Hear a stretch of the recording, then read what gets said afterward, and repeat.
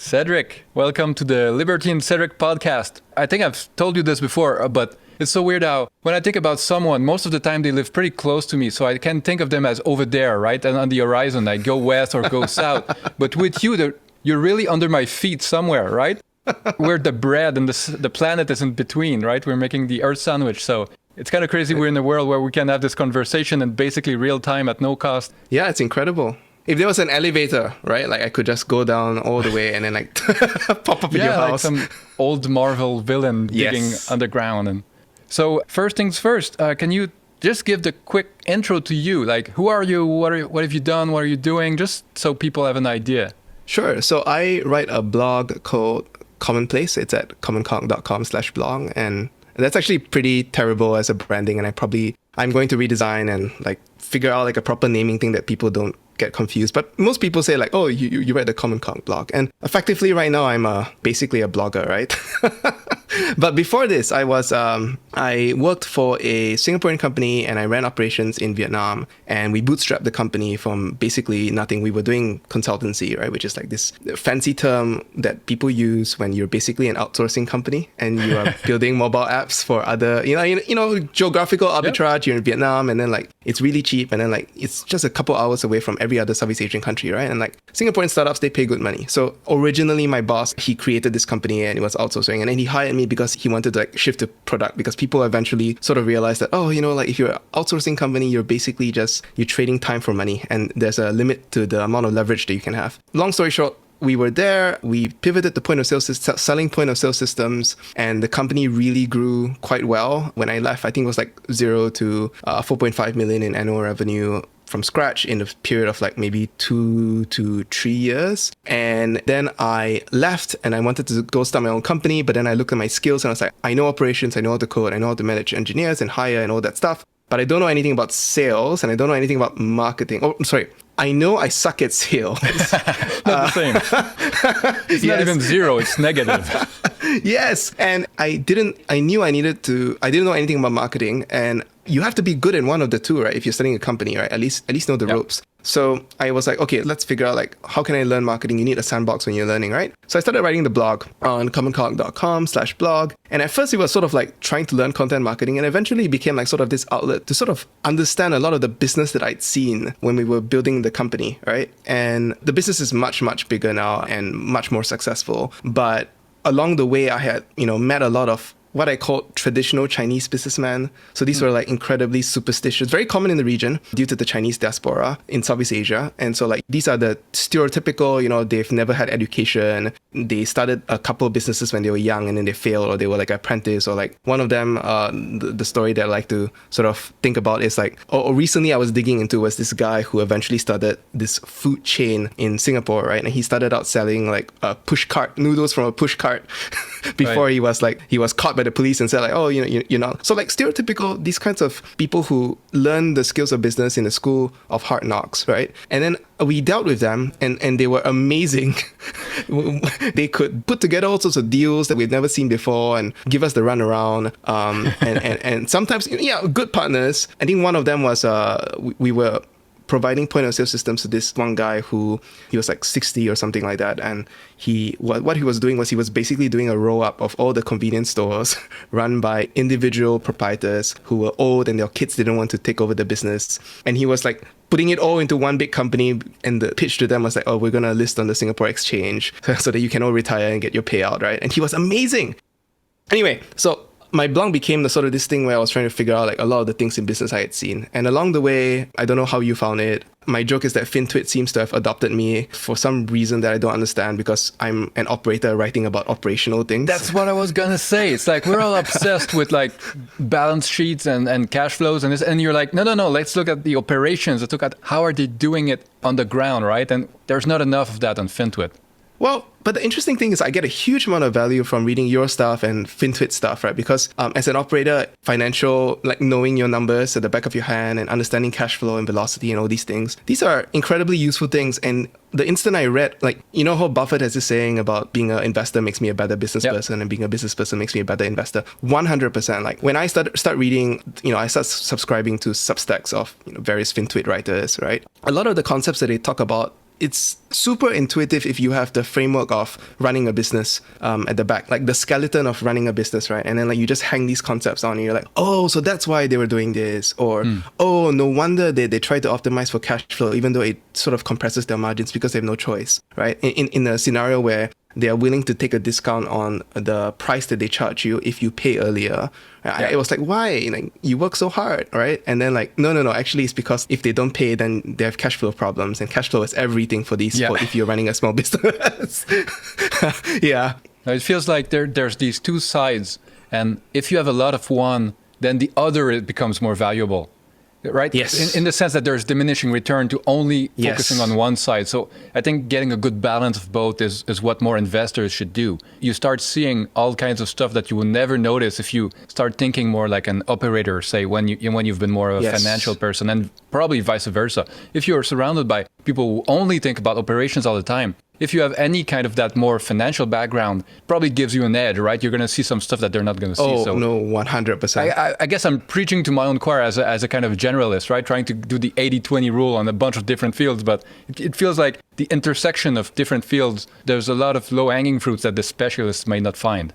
So one of the things that, after falling into the finance rabbit hole and going like, oh, actually, there's a lot to learn here, a lot that's useful to me as an operator, is I started listening to a huge amount of finance podcasts, right? And then they invite these famous hedge fund managers or investors onto the podcast. And what I get out of it, so I think what a typical investor listener might get out of it would be like, oh, here are the ways to get alpha, or like the strategies that or the way he thinks about it, right? What I'm getting out of it is like, actually, if you listen carefully to the ones who run successful, large institutional firms, I keep noticing that these people are really good organizational designers, right? And in a way that when I listen to like a typical, an investor in a smaller firm might not be as good.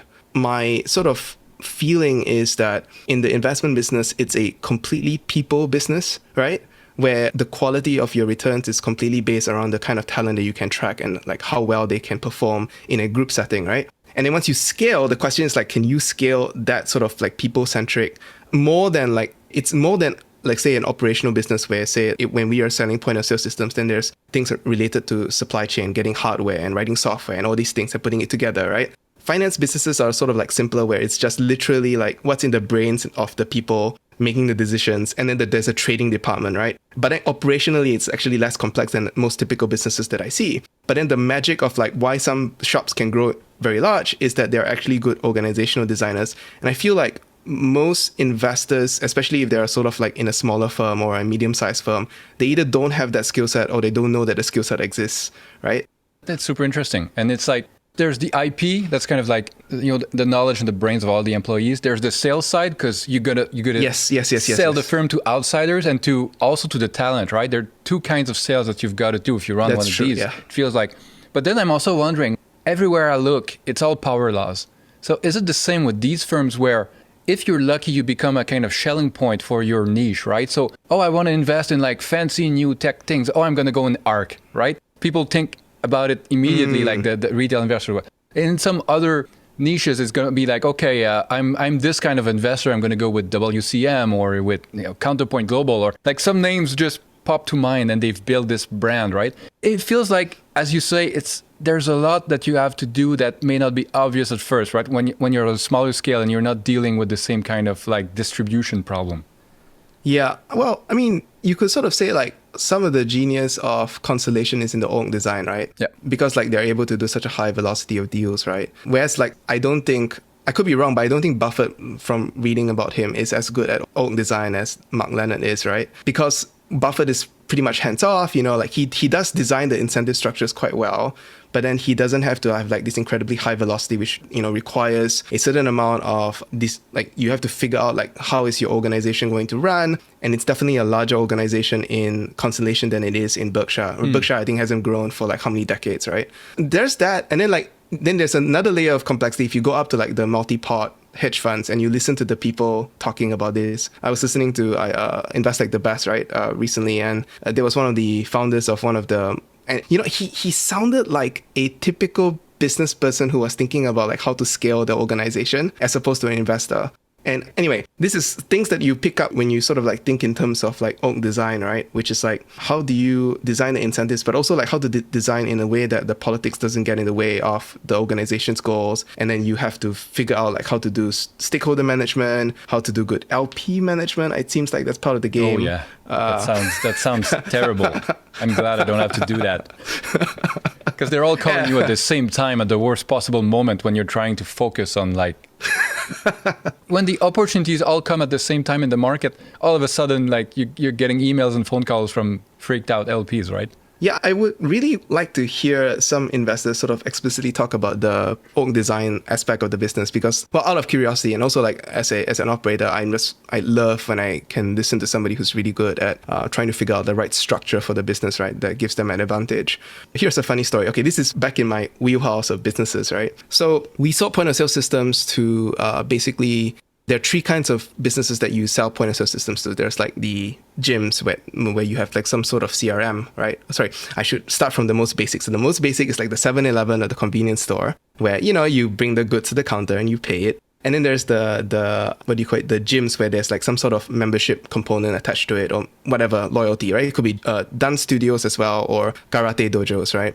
And then there's F&B, and F&B is like a completely different world where you have to like do order management and stuff. So we could figure out the first two fairly quickly, but then dealing with F&B restaurants and cafes, right, was a completely different wheelhouse. And it took us a very long time, I think like maybe 2 years to sort of figure out like how to sell to them and what their incentives are. And so like the typical incentives for an F&B industry, and I think what's funny about this is that we had to learn this the hard way by like trial and error. We couldn't like read a book. Maybe we should have like gone to somebody more experienced and they would explain the business model to us, right? When you were doing this, it was all greenfield, right? There was nobody already there that you were competing with. You had to kind of create the model for the locally, or there was competitors, but I think we were clueless or stupid, or yeah, it's like yeah, there are frameworks and stuff like that, right? But then like we never actually taught to sort of think like how does the restaurant industry work and how does it translate to us doing sales, right? So to give you like maybe more concrete detail on like what's the kind of problems that we face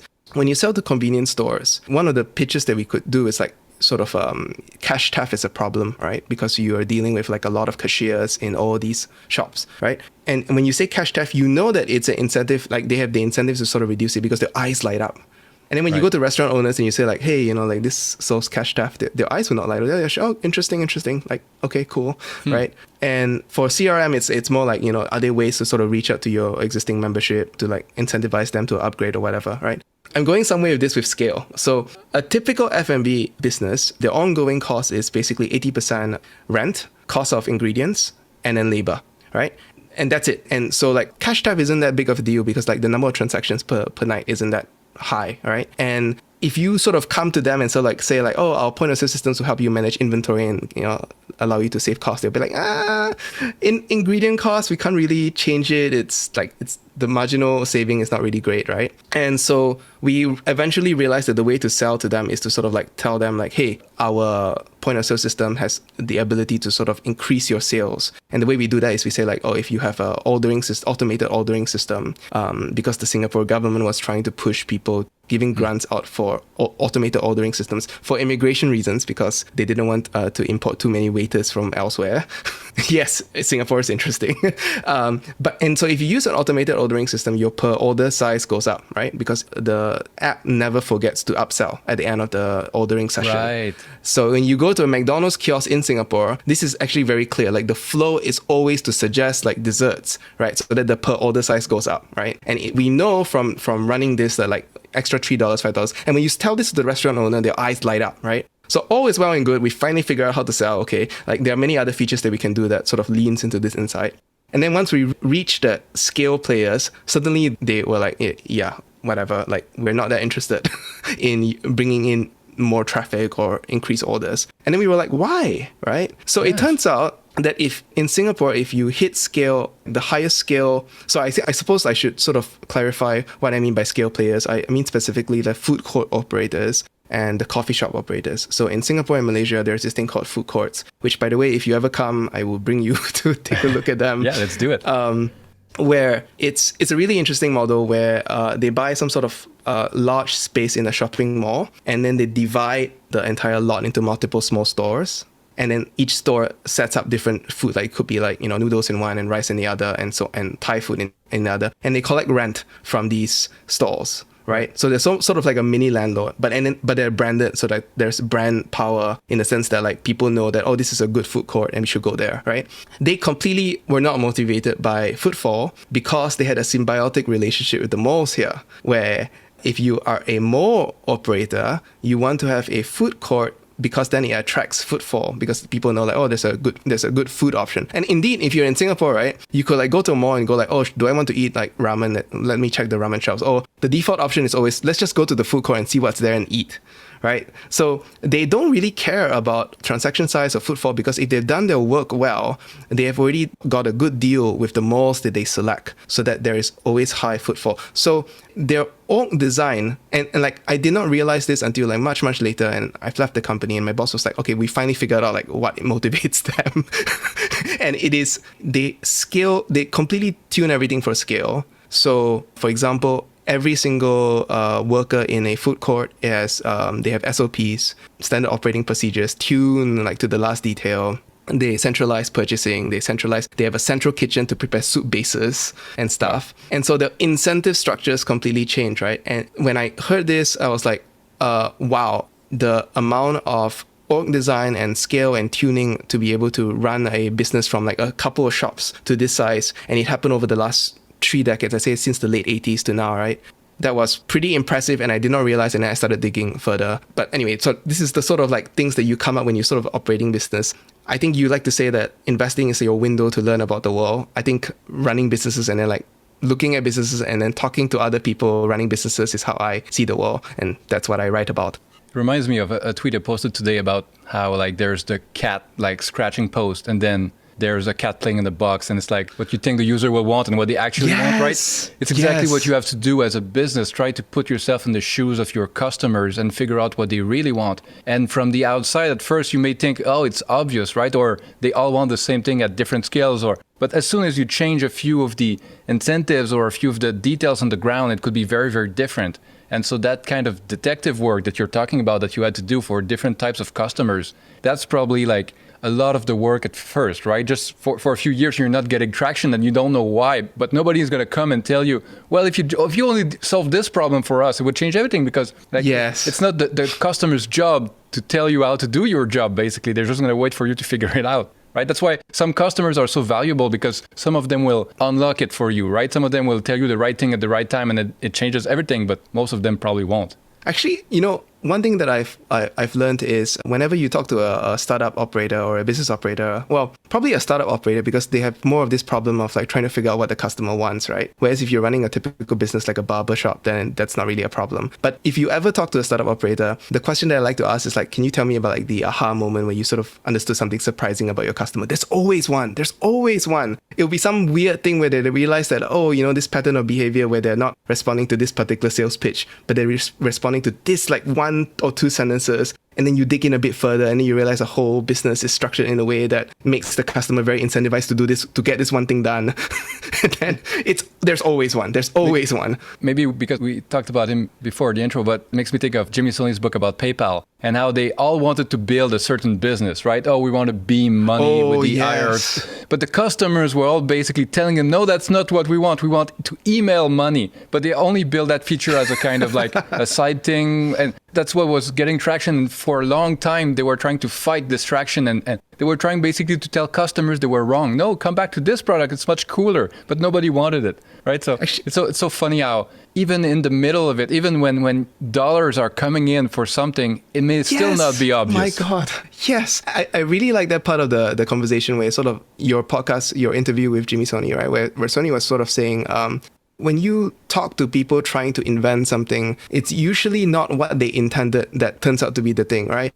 It's always something else. It's always like some unintended thing, and then they're smart enough to go like, okay, why not we just lean into that, right? And he talks about like how that's actually something that people should pay attention to instead of all these sort of stories about tech, right? Like there's actually something quite beautiful but also scary about trying to figure out something new, and then like your original plan never works, right? Yeah. I see that. I'm sure. Wait, so you have startup experience as well. I'm sure you have seen some variant of this, right? Yeah, it's pretty deep in the archives of my mind. So I have to think about some concrete examples. But definitely, like you're always figuring out new things, right? Because especially if you're not like a fast follower or someone who's like, okay, there's a clear leader, what they're doing is working, we're going to take that model and run with it. But if you're kind of inventing the model as you go, maybe you have a bunch of competition, but they're all kind of at the same point as you are, right? Everybody's trying to figure it out at the same time.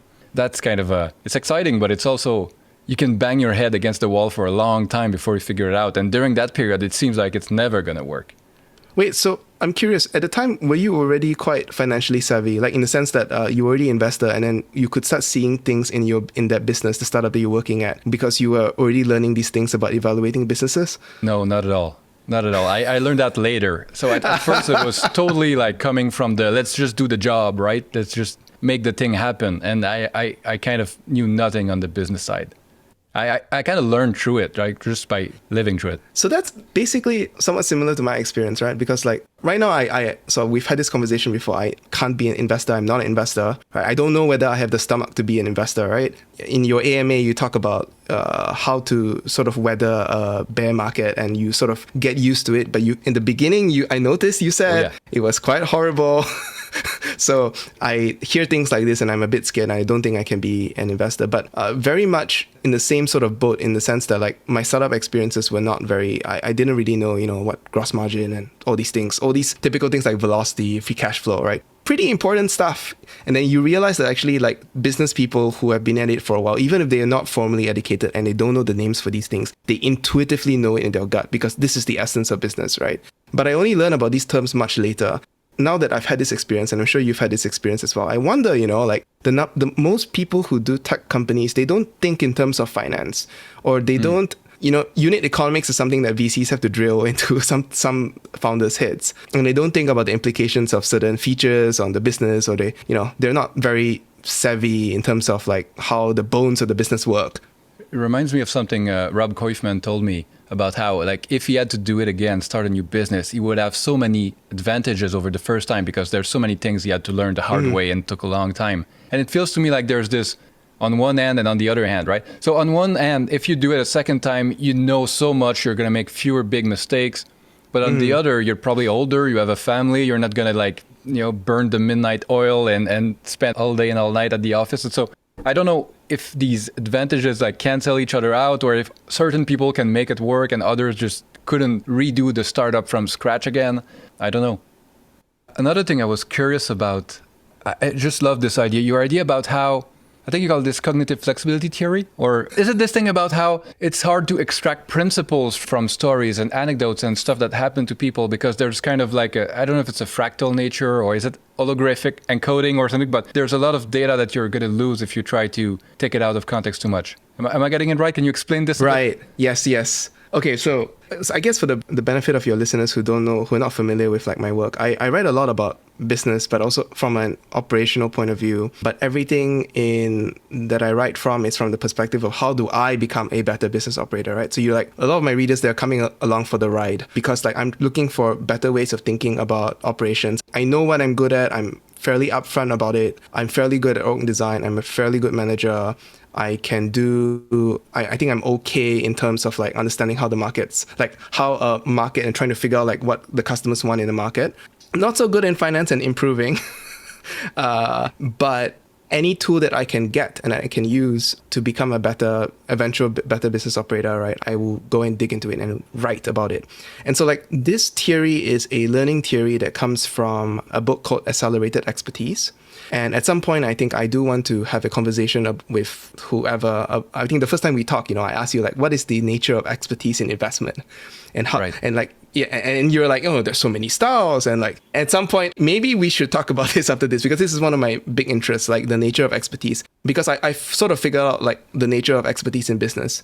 But anyway, the book is a report commissioned by the US Department of Defense, right, on all the techniques that the military has sort of figured out on how to accelerate expertise. And basically, near the end of the book, the researchers say that everything that they've done that have worked, right, sort of rests on two learning theories, and cognitive flexibility theory is one of the theories mentioned. And so, after reading the whole book, which by the way, I do not recommend unless you have a lot of patience for reading academic, like lit review, because 2/3 of the book is a lit review of the existing literature, right? And only in the last third do you get like the stuff like, here's what we've done, here's the stuff, the kinds of expertise that we've successfully accelerated. And that's really the interesting bit. But anyway, so cognitive flexibility theory is a theory about learning from, the original field was from trying to accelerate medical expertise. And it deals with something called an ill-structured domain. There are actually 4 big ideas that we have to cover in order to talk about theory. So 2 ideas to set up like what the theory is about, and then the 2 ideas that the theory actually consists of. So the first big idea is that it is concerned with ill-structured domains. And the definition of an ill-structured domain is there are concepts in a domain, but the way the concepts instantiate in the real world when you have to operate on it is highly variable, right? Even though for the same type of concept. So example in medicine is a heart attack is a concept. You can read about and learn about the mechanism of a heart attack in a textbook. But when you have to diagnose a heart attack in the real world, right, there are so many ways that heart attacks can present themselves, right? Some heart attacks, they start out as indigestion and you come to the doctor with indigestion. And some heart attacks are very long, they can take multiple days. And some attacks are like the textbook kind that you imagine in your head where you sort of get a heart attack and then you fall. Right, in a movie, right? I grab my arm and fall on the floor. Yeah, exactly. But real world doctors know that heart attacks can present themselves in incredibly huge variety of ways, right? And so like the trick is like, how do you teach these to medical students, right, who read about heart attacks in the textbook and they probably have a prototypical idea of the movie's version of a heart attack, right? When in real life, heart attacks can be completely different based on the gender, the age, the case history of the patient, a huge amount of things, right? That is sort of idea number 1, ill-structured domains. And you can sort of like see why this might be valuable to business people or investors, right? Because that sounds super familiar, right? Exactly, right? Like you have, if I tell you scaled economies, right? Like the prototypical textbook example might be, oh, you build a large factory and then you have lower unit costs. But then like in Hamilton Helmer's like 7 Powers, he has this case study of Netflix, right? Which has scale economies. But the scale economy, he doesn't have a factory. Instead, he raised a huge amount of junk bonds and then like it used the junk bonds to create this content pipeline, right? And then the per subscriber cost amortized across the entire subscriber base because Netflix was the largest streaming service, meant that like there was this bar that every other competitor who wants to enter into the streaming services, unless they already have an incredibly large content library, would have to struggle to sort of match, right? So there are many different instantiations of unit costs. Anyway, so we live, definitely business operators and investors alike live in an ill-structured domain. Idea number 2, if you are in an ill-structured domain and you want to teach people to be able to operate well, right, you cannot rely on first principles or frameworks or concepts alone. In fact, the researchers claim that cases are as, if not more important than concepts. And the sort of argument that they give is that if you go look at doctors, right, junior doctors are not able to reason from case presentation and symptom presentation down to the mechanism of disease, nor can they reason from the mechanism of disease that they've learned in their textbooks to the actual sort of instantiation in the real world. So, and in fact, if you go and interview, and they've done this, right? They've done cognitive task analysis on expert doctors. Expert doctors are able to deal with new, novel case presentations by analyzing it and then sort of combining and fragments from previous cases that they've seen. So they reason from previous cases that they've looked at, and they combine fragments from different, it looks like a little bit like this and a little bit like that. Right. They don't go back to first principle, right? They don't go back to, this is what's happening inside of the cells, so this is what I'm seeing on the patient's face. Exactly. So if you sort of agree, like you believed what the researchers say, right? Like that this is the nature of reasoning inside such a ill-structured domain, then you should also like sort of think, wait, this kind of makes sense for business and investing as well, right? I mean, a lot of people talk about how Elon Musk is like incredible first principles thinking. And I think Sony's book, Jimmy Sony has talked a lot about like how the PayPal people have an incredible first principles thinking. But if you look, you look at a lot of their problems, obviously there are first principles thinking aspects to any problem-solving approach. Like for Musk, I think the most famous story is when he's sort of like trying to figure out like how to build a starship cheaply, right? And then from first principles, the bill of materials of like what goes into a starship Yeah, if you go on the commodities exchange and you buy the materials per pound, right? It's going to cost this. And then, like, what's the minimum cost of rearranging these atoms in the form of a spaceship, right? That's very first principle. And that works, right? But then, like, if you think about, like, some of the more business moves that SpaceX had to do in its history, if I'm not mistaken, there was another executive who came up with a business model, right? And surely that isn't completely first principles, right? That's sort of a bit of trial and error. And this also explains to me some other things. So, like, to make my biases very clear, I am a computer science graduate and, like, you know, more engineering trained. And so, like, I believe that first principles thinking is the best, right? That's my bias, right?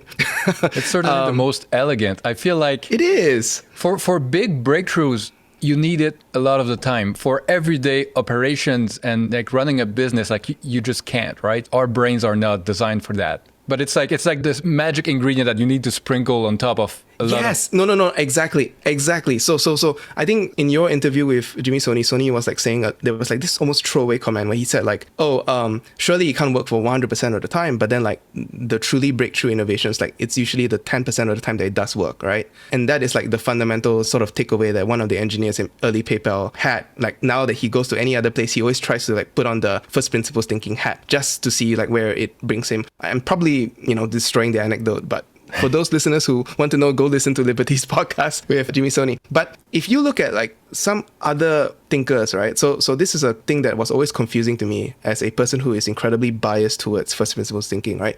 Charlie Munger reasons a lot from analogy. Mm-hmm. People like to talk about like how he has like whole this mental model thinking, but when you listen to him, right, every time he sort of like talks about some business situation or he analyzes it, he'll be like, oh, this reminds me of, and then he pulls up an analogy from some business in like how many decades ago, and he tells you the story. This reminds me of this and this, and he's using it to make a point, right? Which is very unusual because a management consultant or an engineer trained person will be trained to like, here is the point, and here's the supporting argument, and here's the. Sometimes I wonder if, I don't want to derail your point, but I'm wondering if this is a way for, like, the way humanity has evolved, we can compress stories really well in our brains and remember them very well. So there may be a benefit to keeping the whole story because there's information in there that you can apply later. And if you extract only the bullet points, you're going to miss a lot of it. That can be true. But at the same time, I think it can be true that people who have a lot of stuff stored in their database, right, in their brain, basically the way they can keep it in there and apply it is by using it's like the water flowing downhill, right?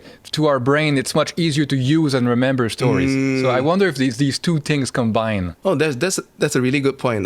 There's a quote, I think, by I think Gary Klein, right, the guy who created Premortems. He likes to say that data may be what convinces us, but it's the stories that we carry with us going forward. Yeah. So there's definitely something there where if you want to remember things, it's very natural for your brain to sort of look at stories that you have in the back of your head in your database, right? And then draw a fragment from it and then combine it with another fragment of another story that you remember, right? Right. And Buffett does it all the time too, right? If you had a super like jargony term for standing on tiptoes at a parade, you wouldn't remember it as well. But when you think about, I get it immediately. So it's the way to compress the idea, remember it.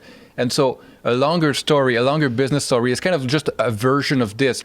I think Eugene Wei had a good post about how Bezos is also great at compressing ideas in memorable ways. So the perfect business anecdote is just a longer version of day one, right? Day one is short and sweet, but the story about how Coke bought like shrimp farms and oil rigs, that story also makes a really good point about like diversification, right? Yes. I think the other thing that stories does is that if you sort of make a point, right? The problem with business, and I think in investing as well, primarily businesses, is that like, if you make a point, obviously the point is true for some businesses in some instances, in some industries, but not others, right? So you have to make the point in the context of a story, right? And that's not to say that the person who uses the story and uses this sort of analogical reasoning, right, which is a rich area of research in cognitive science, is somehow worse than a first principles thinker. It depends on the context, the domain that you're operating in.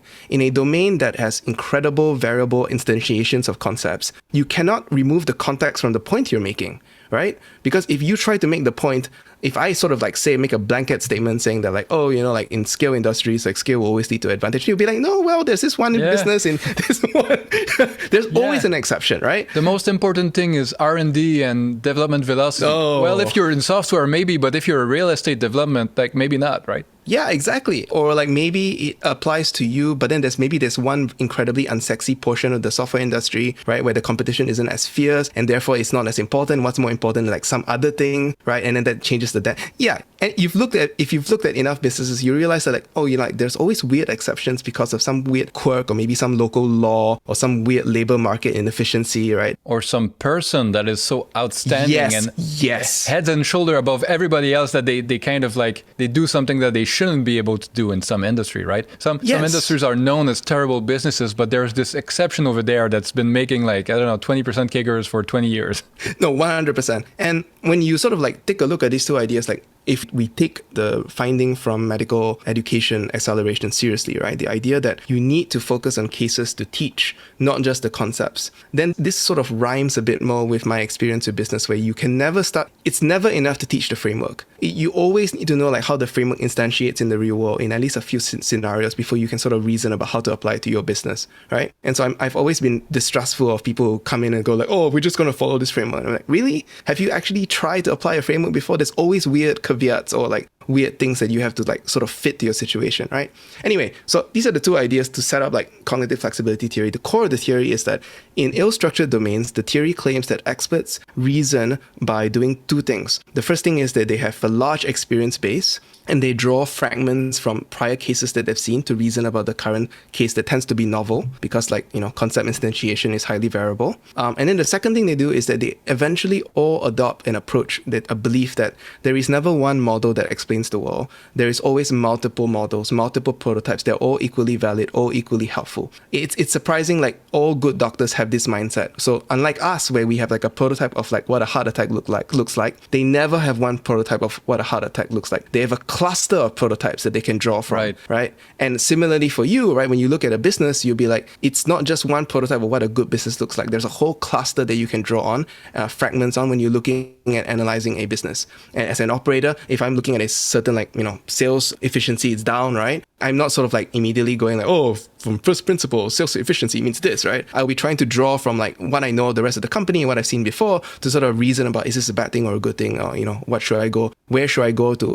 Who should I go ask in the organization for more information or what might be going on, right? So it's this sort of reasoning that seems to rhyme with like how I see things and how my experience in business. And I think when I tell this to people, especially investors, like they tend to be like, oh yeah, that actually kind of makes sense. I don't know. What do you think? No, it totally. And it feels like in the abstract, if you had like infinite intelligence, right? If you were some Ian Banks AI, and you could really understand everything at the same time from the physics point of view, right? I know the position of every atom in this part of the universe, you could really understand the whole thing from first principle. But our brains are so limited. That's why we have to simplify everything and look at a tiny part of it there, a tiny part of it here, and then try to make this little mosaic from a few of these models. So it feels like trying to reason from only a few principles is just a kind of a smaller bottleneck for reality to come into us, right? If you have all of these different experiences and stories you know about, it's just kind of a wider lens to try to catch more of what's important. It feels to me like, anyway. I know it's kind of abstract to describe it like this, but it's like, it's not because it's physically impossible. It's just we're so limited that at the end of the day, we can only see and understand so much. So we have to try to, as we were saying, compress it into something we can understand. So if I could really look at the whole business, right? If I have 1,000 employees and I could see inside the brains of these 1,000 employees, I would have a much, much better understanding of what's going on, right? If I could really understand every customer, my thousands of customers, like it would be very, very clear what's going on with the business. But if I'm sitting here in my office, you know, on the 5th floor, I have very little real information about the business. I have some people under me who give me reports. I'm in a few meetings. I talk to a few customers, but it's super limited. So that's why like you have to pattern match from very, very incomplete information. So it makes total sense to me. Like I'm not sure how our limited human brains could do more than that, like from first principle, right? It has to be that you have to pattern match much more widely.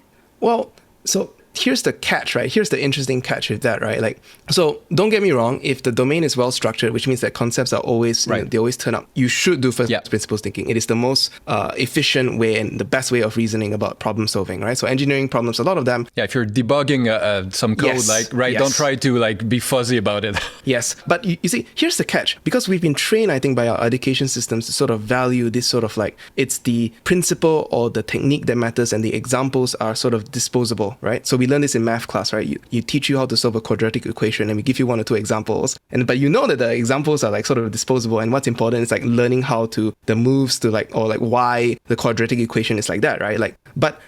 We, at least for a certain class of people who have been inculcated with the STEM method, or if you go through management, I find that management consultants are the same thing, right? Because they are taught to think very, very logically, right? When you try to explain your expertise, and your expertise consists of this cluster of prototypes, you would try to distill it down to a principle or framework. And then I wonder if you've ever had this experience, you try to explain your principle, your framework. Say, it's always really easy. It's just this one rule, right? And you explain it to a subordinate who's maybe more a novice, right? There's no way they can do the same thing that you can do, right? Because they don't know how it instantiates in the real world. So they'll do something incredibly boneheaded, and you're like, no, I just told you the rule. I said, but how do they know that the rule applies in that particular scenario, right? The same words trigger very different parts of, in my brain, if I hear this phrase, it triggers a whole set of stuff, right? Of experience and memories. But in the newbie's brain, the same words don't trigger much, right? Yes. So they mean very, very different things. Yeah, that makes total sense. And that's why it's so difficult to transfer this experience-based knowledge, because a lot of it is not if all my knowledge about a business came from a few books, I could give the same books to someone else, and in theory could have the same knowledge.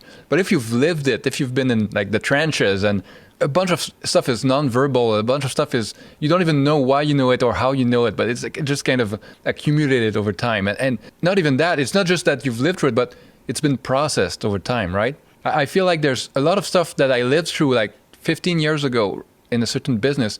I can now, it's like a book, right? If you read the same book twice, 20 years apart or 10 years apart, the book is exactly the same, but you've changed. So you're going to interpret it differently. It's like the same software that's going to be running on different hardware or something like that. So it feels the same with business. A bunch of Elon Musk's early experiences, he's probably getting something different out of them, looking at them from today's vantage point.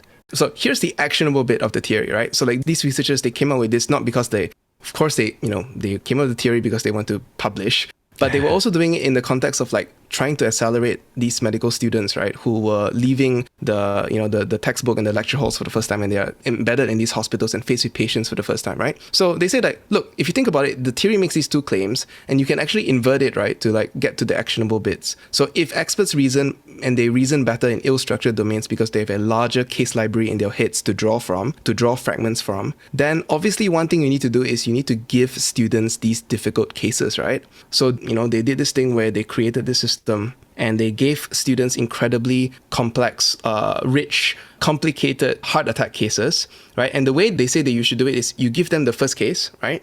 Okay, you read through it. Okay, this is a heart attack. And then you immediately give them a second case that's very different from the first.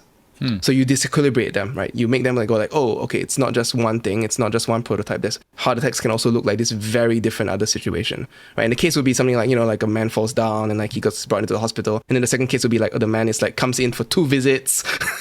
Right. But it's kind of a way to make sure their mind is open to more, right? Correct. Because if you give them 10 cases that are all the same, then their mind is okay, now I know it, and you kind of close down. You kind of don't look as much for new information. But if you had 2 very different ones at once, oh, okay, I got to be on the lookout for a third way that it could show up, a different way, exactly. Right? You're in a different posture. So now imagine you apply this to investing education, right? Imagine how much faster you might accelerate your, say I give you the annual report of a good company, or I don't know how you might want to compress a case. And then I give you a second one that's very different, maybe, I don't know, margin characteristics, right? But he said, this is also a good company, right? And you explain why. And you give them a third and a fourth. And the researchers say that you want to aim between 10 and 20 for ill-structured domains like medicine, right? At the end of it, right, students will have all these cases. And then you ask questions like, okay, tell me how case A is similar to case D, even though on the surface it looks very different.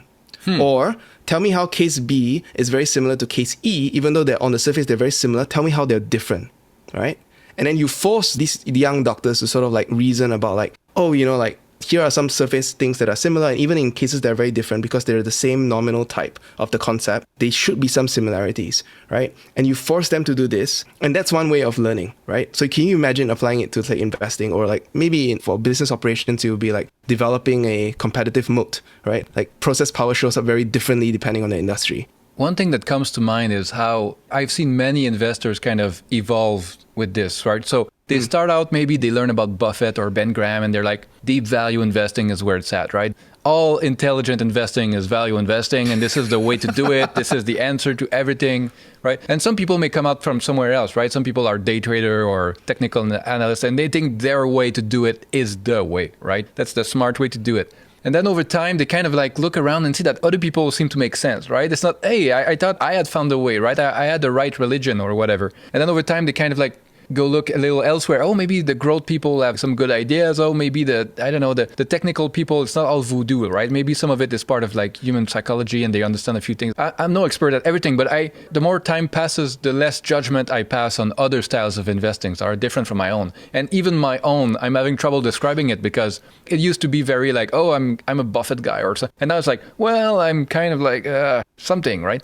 And this feels like a kind of a more zoomed out way of looking at different types of cases that are all very different, all contradict each other, and you try to figure out like what's good in each, what's bad in each, and it keeps your mind more open to learning, right? I feel people kind of get stuck on one thing. It's like the guy who thinks all heart attacks are the same, right? All value investing is about finding the cigar butt at 0.5 book value, and then you sell it when it gets to about 0.8 for margin of safety, right? That's a very rigid way of thinking about the world. And it could be suboptimal by itself if it's wrong, but it could also be that the world is going to change on you. And if you're not open to looking at all these other inputs and cases, you're going to be left behind.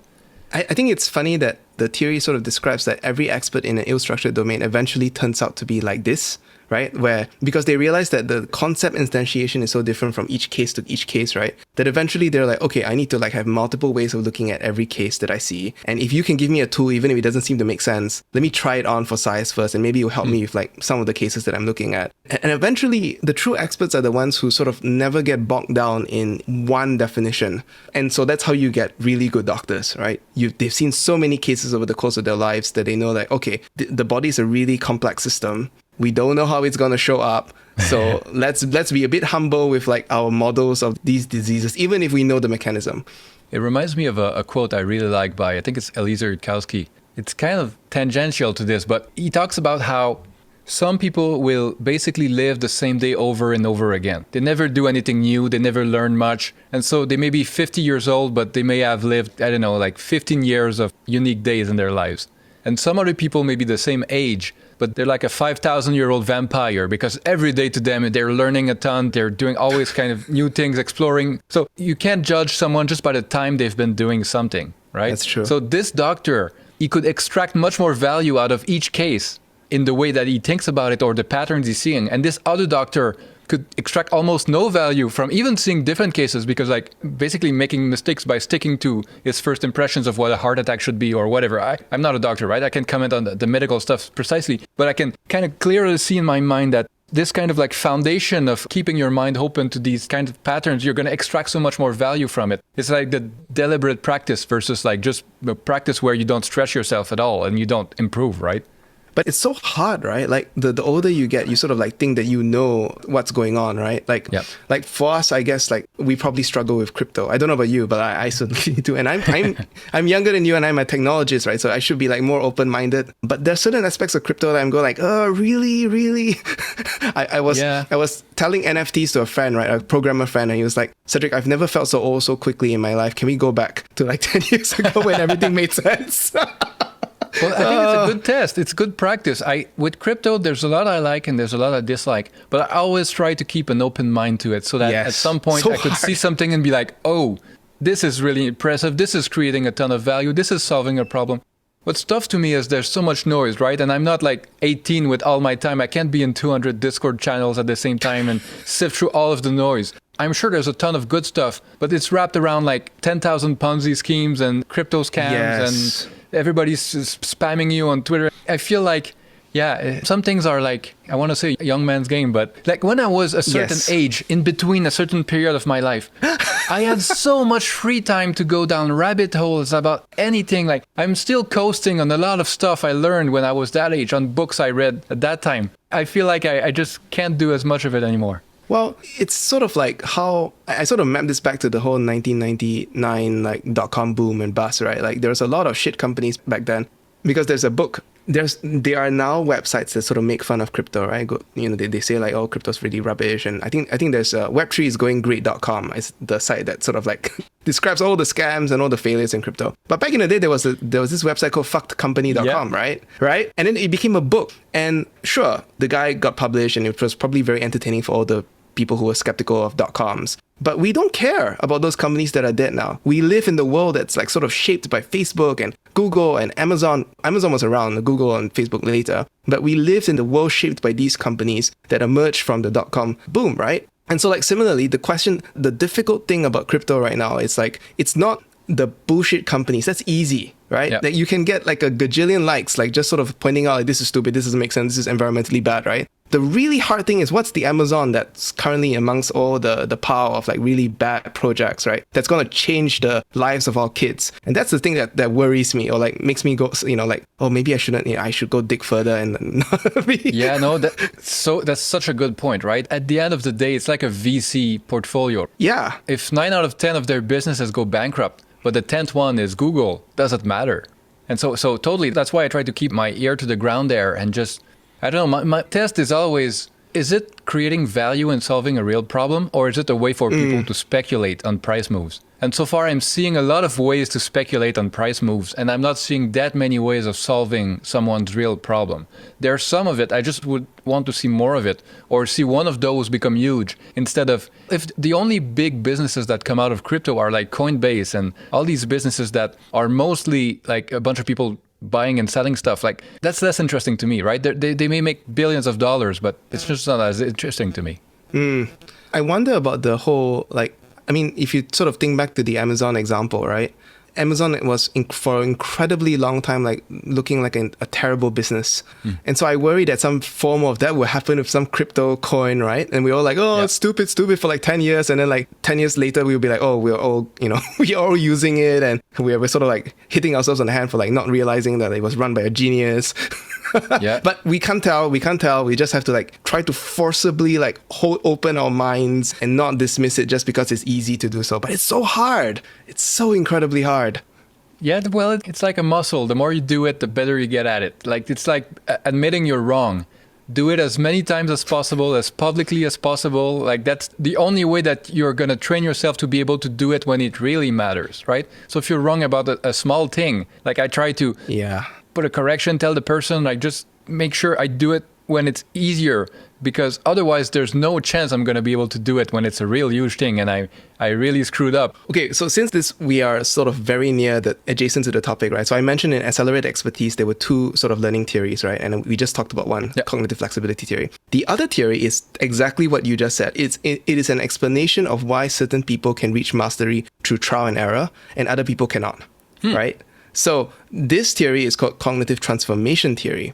And the core assertion of the theory is that the way we learn is, we do something, so like maybe ice skating or whatever, and you form a mental model of the domain, right? And when you're sort of very unskilled, what happens is that you make a lot of mistakes and your mental model is constantly disequilibrated and then you have to reform a new one, right?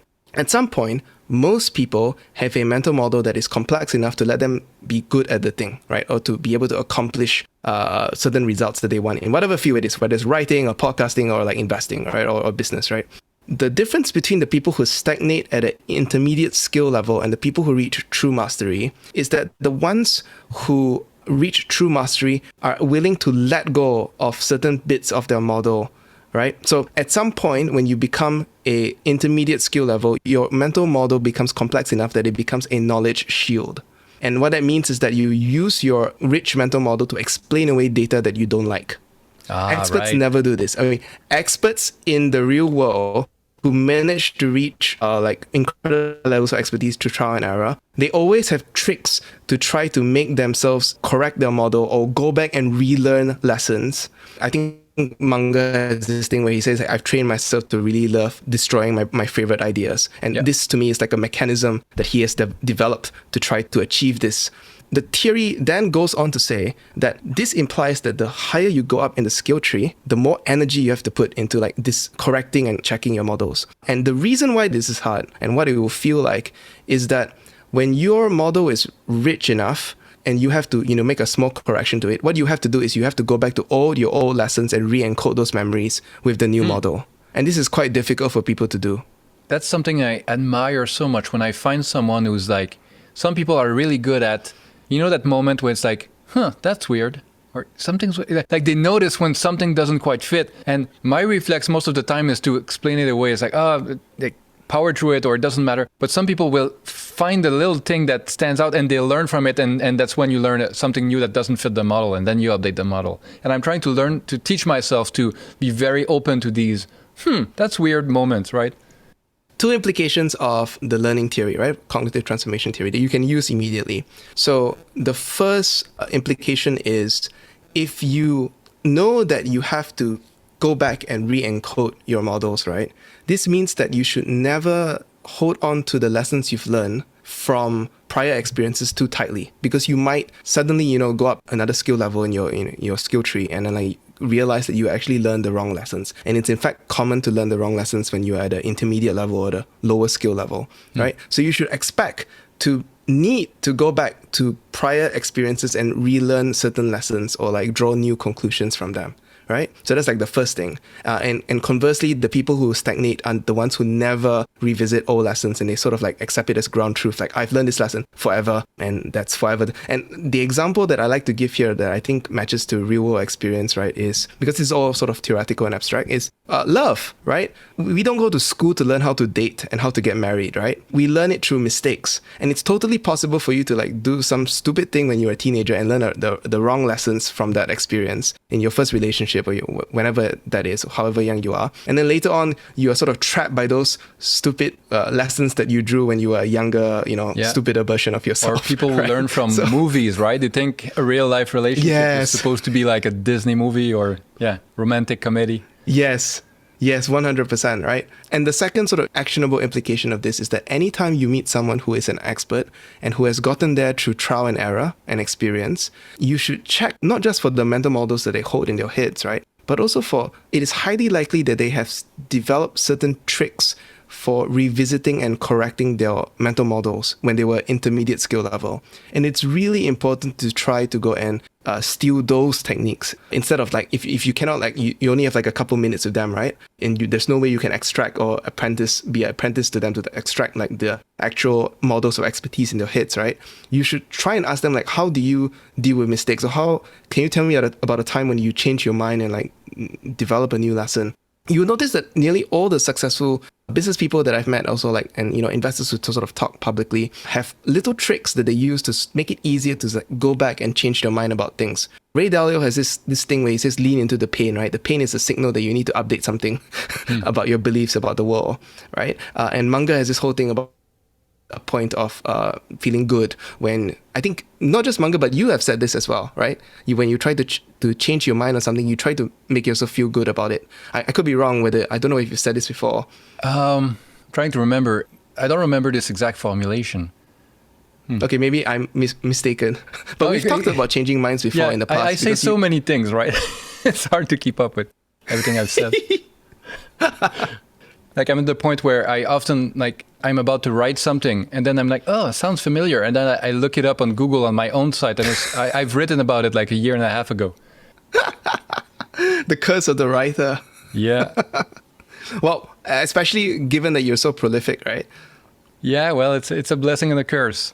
I was talking with Jimmy about this. He wrote a book over 5 years. You spend so much time with the material, you can revise it, you improve it, you polish every sentence. I was telling him about some parts of the books and he was like, oh yeah, I wrote this, I was thinking this, I rolled out of bed and I had this idea. He has metadata about every part of the book because he spent so much time on it. On my side, it's okay, this has to go out this morning because then I have something else right after, right? There's a benefit to having this ongoing conversation with people because I can get immediate feedback. A lot of the feedback from one edition is what kind of powers the next edition. So this has a great flow to it. And with a book, it would be hard for me to write for so long without feedback, right? People haven't seen my book for 3 years. Is it even good? Do I even know what it is about anymore? Like this kind of perspective would be very, very different. But at the same time, sometimes I look back and I'm like, if I had more time, I could have done such a better job on this part, or I could have explained this thing much better. So there's pros and cons. Well, there are certain affordances of your style, right, that you can't really pull off in a book. So for example, right, there are themes in your work that if a reader has been reading your stuff for long enough, they'll sort of like know, Liberty is on its nuclear, everybody should be on nuclear power thing again, right? Yeah, I mean, for sure. We know this, like if you read Matt Levine has this whole like everything is all securities fraud. Wait, was it securities? What was his saying securities again? Fraud. Yeah. Everything is securities fraud. He also had the Elon markets hypothesis, right? So like the joy of the newsletter writer is that you get to call back and bring up themes and sort of say, look at this new development, right? Which ties into this thing that has been one of my bugbears for the longest time. And I mean, I don't publish as frequently as you, but certainly there are certain things that just keep popping up again and again in my writing and if you've read it for a long time, you sort of know that it's obsession, right? So like one of my obsessions is how do I extract expertise from the heads of experts if I meet an expert, right? That's an ongoing obsession, and everything that I've just talked about, all the learning theories, actually just comes from this field of research that has specialized in doing exactly that. The field of research, by the way, it's if anybody's interested in Googling, it's called naturalistic decision making. And it's basically the field of psychology funded by the military that basically enabled Gary Klein to do all of his work. So pre-mortems, the Sources of Power book, like all of that and the body of work that he has built and all his collaborators, right, is built around like this idea of you developing methods to extract expertise from the heads of experts and then turning those into training programs. And you can probably see why the military is so interested in that, right? Yeah. But I want to use that for business and for operations and stuff like that. That's another great source of value, right? When you take the tools from one field and apply it to a different field, it's like the first person that used, I don't know, like some type of machine learning from a field where it had never been applied before. Like you get a bunch of the value and the low-hanging fruits there, and then but once everybody is doing it, it's the Buffett thing. Everybody's standing on tiptoes at a parade. But yes. When you were talking about how when you read someone, you keep seeing the same themes again and again. I wrote something a while ago called something like why your mentor seems less impressive over time or something like that. Oh, I love that. I love that. The basic idea is that nobody is going to come up with new original ideas faster than someone else can learn them, right? So when you start from zero, everything you learn from Buffett is blowing your mind because you're starting from zero. But over time, you'll never reach Buffett's level. There's still a differential between you and him, but this differential is a lot smaller than it was when you were at zero and he was at like 95, and now you're maybe at 70 and he's still at 95, but he's still much better than you are.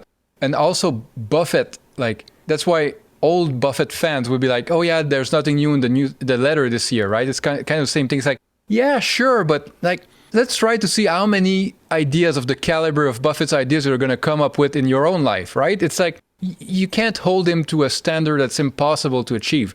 When I look at my writing, I could try to be like, oh, I've already written about this. Like, I got to find something new. But this obsession with the new has downsides too. I feel like some stuff is more like your favorite album, right? You listen to it a bunch of times and you find new things in it over time. You find new depths in it. You notice new things. So I feel if you study the same kind of ideas for a long time, part of it is you change. So how you interpret the data, maybe the same data is different. It's kind of like rereading the same book, right? There's some of that. But also a good idea is rich enough that you can apply it to so many things and so many like situations and stuff that it shouldn't feel stale right away, right? You should be able to get a lot of mileage out of it. So that's why I try to look at the same types of ideas, but from different angles, or I don't know. I feel like some people are too obsessed with the new, right? Some people should be reading scientific textbooks instead of the new journals, right? Or the new controversies of the day. I'm going to make a very bad joke. You're looking for new concept instantiations. Oh. I mean, that should be a subtitle of my site. I mean, but that is kind of how your expertise is built, right? As an investor, right? Yep. Like you have an idea, and but if you find new concept instantiations, it's not like you're not learning anything new. You're learning a new case that you can draw fragments from when you're analyzing some other company or some other idea, right? So like it's totally legitimate and valuable for you to sort of go like, oh, here's a new way of looking at this old topic because the world is incredibly complex and the world is, filled with like varied case instantiations, right? It's 100% like what you do, there is value in sort of like trying to take old ideas and making them fresh, because who knows, the person reading it, right, just this particular way of framing the thing doesn't resonate with them, but then this other way of framing it resonates with them. I think there's this thing by Jason Zweig, right, the finance writer. He says that there's actually nothing new in personal finance or investing, nothing radically new. And so the job of the finance writer, if you're writing for a personal finance audience, is to find new ways to repeat the same ideas again and again and make sure that they don't know that you're actually repeating yourself again and again. Yeah, it's one of my things I keep saying over and over again. In investing, almost all of the important ideas are simple. They're just difficult to execute and they're difficult to remember. So that's why you have to kind of refresh them in memory over and over again and try to iterate on them and practice, and like that muscle, right, that you have to train. So when the time is right, you can do it. Because figure out the value of something, try to pay less than it, try to figure out if the business is durable, try to diversify in some way. All these concepts are not super difficult. And yet you look around and people keep making the same types of mistakes, right? It's just like, someone overpaid, someone was too concentrated in stuff they didn't understand, someone fell in love with the story of the thing and kind of missed changes in the fundamentals or missed changes in the end market or missed competition coming in. Like all these concepts are not super you don't discover one of these frequently, right? There's not some writer coming in and saying like, hey guys, I figured out something totally new about business that nobody had ever thought about before, right? But the application of it is, I don't know if it's because it's counterintuitive. I don't know if it's because all of our brains are pretty similar. So if something is making everybody else react in such a way that the market is crashing, it's probably going to make you react too, right? If it wasn't making you react, it probably will make others react. So it's hard to be totally outside of the system, like looking at it totally like objectively and detached, because we all have similar brain architecture. I don't know. The way to make these simple but difficult lessons stick, to go back to what we're saying, maybe it is with these case studies and these stories. These stories can burrow deeper into our brains and affect more how we see the world than these abstract principles that our ancestors on the savannah never had to deal with, right? Well, if we take the theory seriously, right, CFT, right, they didn't live by abstract principle. They may try to communicate it using abstract principle, right? Right. But then it's actually represented as cases in their heads. And so that if we take that seriously, this is a very good reason or a very good excuse to read lots and lots of business biographies. Yeah. Oh. And actually, when I read this theory, I sort of felt relief, because for the longest time, my friends would press me on like, why would I read so much business biographies, right? Like, why am I reading about like some conglomerate that happened in the 60s, right? Because it's never going to exist again, right? And then my response to them is like, now I have a coherent response, right? But in the past, I would be like, oh, you have to learn from history. Otherwise, like, you don't have any sense of context. But now I know actually what's the real cognitive mechanism that allows you to have benefit from reading a lot of biography, which is that you have more cases and more fragments to draw from when it's time to sort of like make a problem assessment and you're trying to solve some problem in an ill-structured domain. And so like I finally have a coherent like response to like why I read so many business biographies. I'm glad I also have a way to explain it now, because when I started out, I read kind of like some biographies and some like more business books, like in the abstract. Yes. And over time, I now realize I got so much more from the biographies. I think it's David Senra from Founders Podcast who made me realize the power of these biographies, because that's what his podcast is. He's reading these biographies and memoirs, and then he's kind of trying to distill the main points, the main stories from them in podcast format. And it's incredible the amount of value that I'm getting.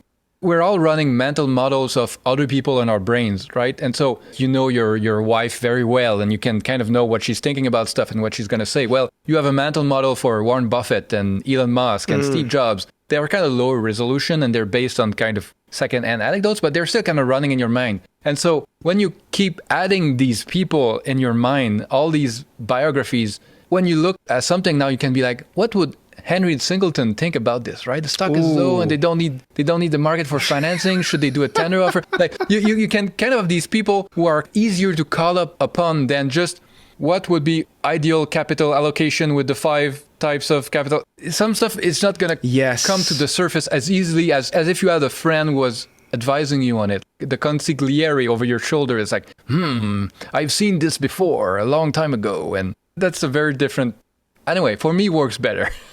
You just called out to a book, right? Where I think it's Will Thorndike, The Outsiders, right? Where he sort of like articulated the playbook, right? But the book was represented with like a number of case studies, right? Exactly. So I think that's a perfect example of what a learning session with CFT, using sort of CFT principles, right?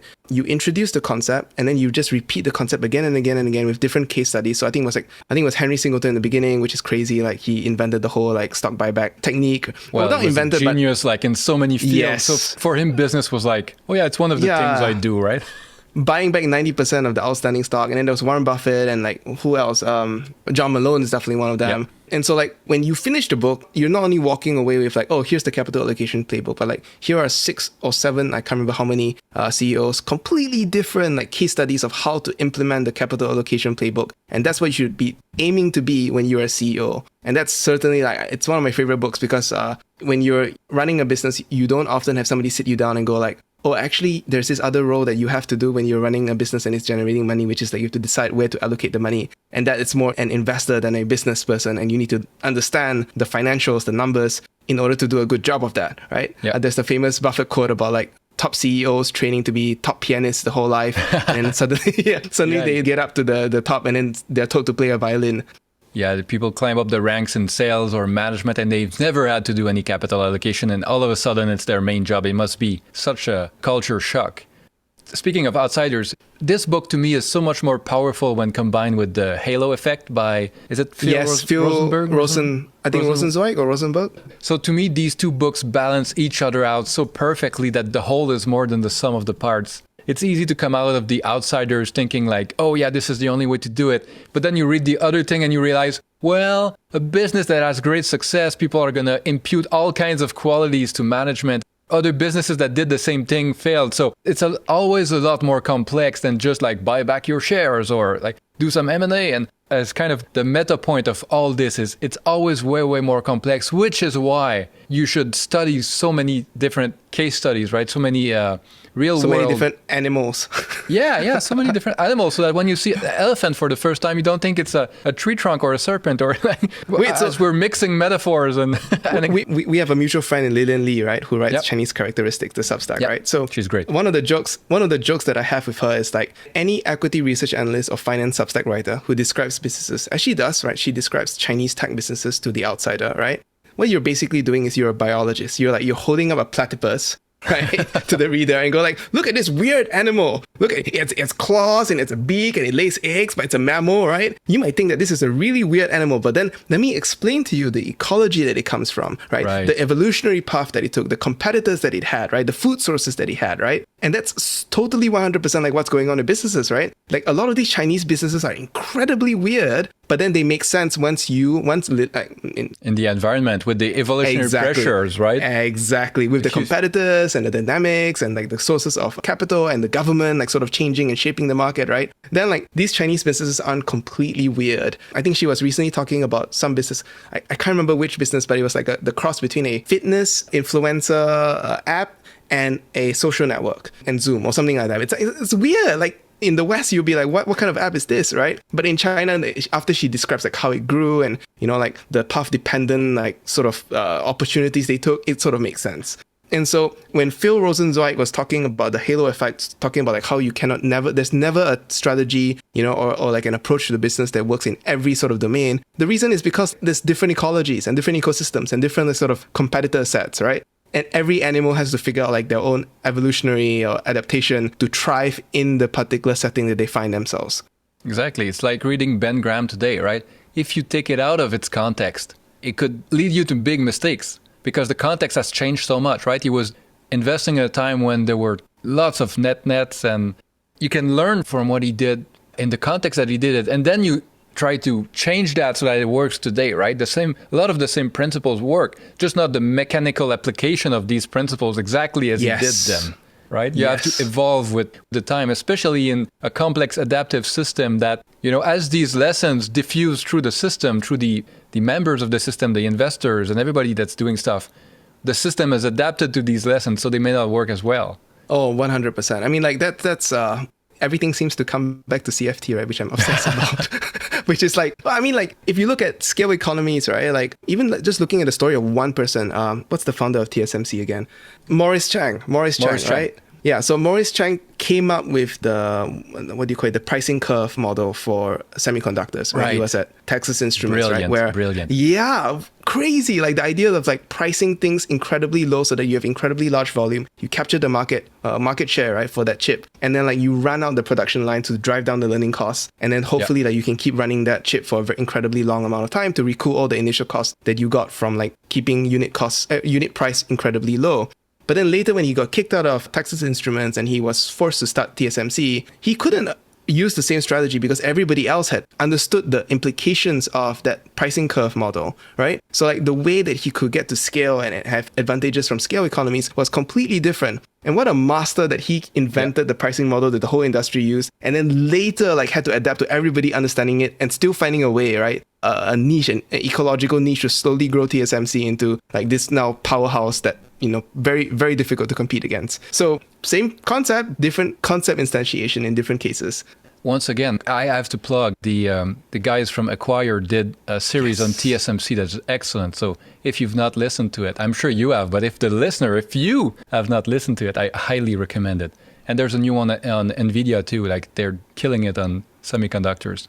So it's so good. It's like the closest thing to magic that humanity can do right now. Like just the ASML machines, that's just magic in itself. And then TSMC itself, the foundry part, that's totally magic, right? And then once you have the final product, you have this tiny bit of like polished sand that can do trillions and trillions of operations per second. I think if most people understood better the technology that they have in their pockets and on their desk and everything, like our minds would be constantly blown, right? I guess it's a good thing for humanity that we adapt so quickly to what we have and we're dissatisfied and we want more. It pushes us to do better and keep improving and innovating. But still, I think sometimes we should appreciate a bit more what we've been able to do.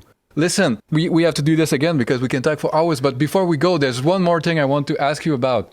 Tell me about your experience reading Ian M. Banks' science fiction. I'm curious. It's been years since I've read those books, but they've been important to me. So I'm curious what you think. So a number of things. I think I should have stuck with the recommended reading list, right? But I skip ahead to Player of Games because I'm a huge board game fan. And multiple people that when I went to Goodreads, right? Like I knew one guy who was a huge board game fan as well. He's like, this is the best sci-fi novel I've ever read in my life. Like it's like if you love board games, you must read this. And I was like, okay, I'm sold. And I read that, right? And I highly recommend anybody listening to this who has not read Ian Banks' The Culture series. It's a completely, every book is different. Like if you're not mistaken, well, actually, is that true? Because you gave me a certain order, so I assume that there might be something to that order. They're all based in the same universe, but the same characters don't carry from one book to the other. I think there are some cameos, like from some AI ships and some kinds of things that appear in more than one book. But in general, it's more like an anthology than a series with the same characters. That's why you can read it in a different order. So here's the funny thing, right? So I was reading the book, and because I started with Player of Games, they don't actually explain what a GSU is or, like what these big ships, they use acronyms, right? I think it's GCU, GSU, and all these ships have incredibly weird names, right? They give their names to themselves. I think they're AI-powered ships. So basically the ship is conscious and it's incredibly intelligent. Some of them are like almost planet-sized. And most of them have a sense of humor too, and they have crazy names. Most people have probably been exposed to these names because Elon Musk has been giving these names to the drone ships that catch the rockets at sea. So this was the thing that I didn't realize. It felt really off and weird and funny and yet familiar at the same time, but only after I read the book. I think a few months after I read the book, right? And I was listening to your interview with Jimmy Soni. And I was like, the drone ships that the SpaceX rockets land on are named after culture ships, which is why they have these weird names like just read the instructions or I still love you. Of course, it's so funny how one of the most sci-fi things that exists today as names that come from actual sci-fi, right? It's like the chicken and the egg, right? And it fits, right? Because the drone ships are also in SpaceX are also powered by AIs, right? Yeah. So they're autonomous, right? But imagine in 100 years, right? Humanity is much farther along than we are today. We have like all kinds of spaceships and rockets and stuff. And maybe they all have super clever, weird names just because of I would love Musk that. started the trend, right? It would be super I would funny love that some that. like huge starship going to Mars is called like, I don't know, like some of them are, now I wish I had the list in front of me. Very little gravitas indeed, or weird names like that. Well, so okay, here's my pitch to anybody who's listening. Why should you read Ian Banks' The Culture series, right? I think there are a lot of sci-fi novels, especially in this point in time, that are dystopian, or they sort of like talk about how technology destroys mankind or leads us to do horrible things. And it feels too close to like the current state of the world, at least the zeitgeist, right? What we believe in. The Culture series is not like that. The Culture series is a utopia where AI and humans coexist. I think the other really novel thing is that the culture as a civilization is not planet-based. So it is completely based on ships, and there's no such thing as territory that they hold. It's more like what systems are under their influence because their ships can pass through. But most of the population of the culture lives in the ships, and I found that incredibly novel. And the world is completely coherent, and the world building is sort of like slowly revealed over the books, even though the books are sort of like self-contained stories that you can read. And yes, if you like playing board games, read The Player of Games. It is so good. So what's interesting is most sci-fi is dystopian because that's more dramatic. What Ian Banks has done is he's created a utopia that is a great vision for like that you could hope for the future. But then the books are still dramatic because the culture only controls a certain portion of the universe, right? So most of the books happen at the intersection of the culture and somewhere else. So the culture has these kind of special forces that they call special circumstances. And these people go into different other planets and other systems, and they try to get various types of missions. But so there's still a bunch of drama. One of the things I love about the culture is basically it's as if humanity had created like AGI, right? General intelligence that kind of like self-improved to the point where it's so much more intelligent than we are. But then they use this intelligence to create a super interesting and comfortable world for themselves where they have a lot more control. So I don't know if they talk about this in Player of Games or just other books, but they talk about how even if you're still like a biological human, inside your mind, you can look at a kind of dashboard for your body, and you can be like, control your own hormones and drugs and stuff. Oh yeah, I would like to do like a heroin trip right now, but without any addiction or problem. Oh, I would like to be female, right? So your hormones are going to change, and over time you're going to become a woman, and then you can switch back to that. All that kind of stuff is just like trying to think of how humanity could, I don't know, give itself more control. They have all these VR worlds that you can go into, but the real world's also super interesting inside these giant planet-sized ships. And anyway, it's fun to mentally live in a utopia, if only for a little while. And also, like, it's really hard. I think he was very ambitious to sort of set himself a utopia instead of a dystopia, right? Because there's no tension. Like, you want for nothing. There's no currency. Anything you want, you can have, right? Like, it's a post-scarcity world. So exactly, with nanotech and everything, they can basically make anything physical that you could want. So that's exactly why, like you're going to see when you read Use of Weapons, that's why you follow these special circumstances that go into other worlds where it's absolutely not like that. And the contrast is part of the cool thing. And by the way, Ian Banks wrote this stuff in like the 80s. So the way he could think about technology in a way that didn't age too much, right? Because it's so advanced that it's basically almost like Arthur C. Clarke says, like it's almost like magic that it didn't age as much as some other stuff that's like a bit too close to us. Like it's too computer based, and you read about it and it's like, we're way past that, right? They couldn't have imagined like iPhones and the internet. And so, yeah, I think Ian Banks has aged pretty well. And also, like, I think that the other bit of the challenge that he did really well is that humans don't change, right? So even though they're in a post-scarcity world, there's still envy and jealousy and status and love, right? And so, like, out of this sort of lack of tension, he can still create certain sort of like storylines that are so compelling because he has to fall back to human universals, instead of like some sort of external situation where, you know, there is a conflict or there is a obstacle to some goal, because it's a utopia, which is why I think it ages so well, you know, speaking to your point. So read The Culture. I think it was the best recommendation that you have given me so far. I can't wait to see what's after. Before we go, I'm going to tease the reader with a little thing that may want to make them read it more. So there's a joke in Use of Weapons that involves a hat that I think is one of the funniest things I've read. And so when you get to it, let me know. Get back to me. Okay. All right. All right. It was great talking to you. It's a nice morning for me. I guess you're going to go to bed soon. That's the thing with being a planet sandwich, right? Yes. We're opposite times of the clock. So I'm going to let you go, but this was great. And let's do this again soon. Yes, definitely. Bye, Liberty. Bye-bye.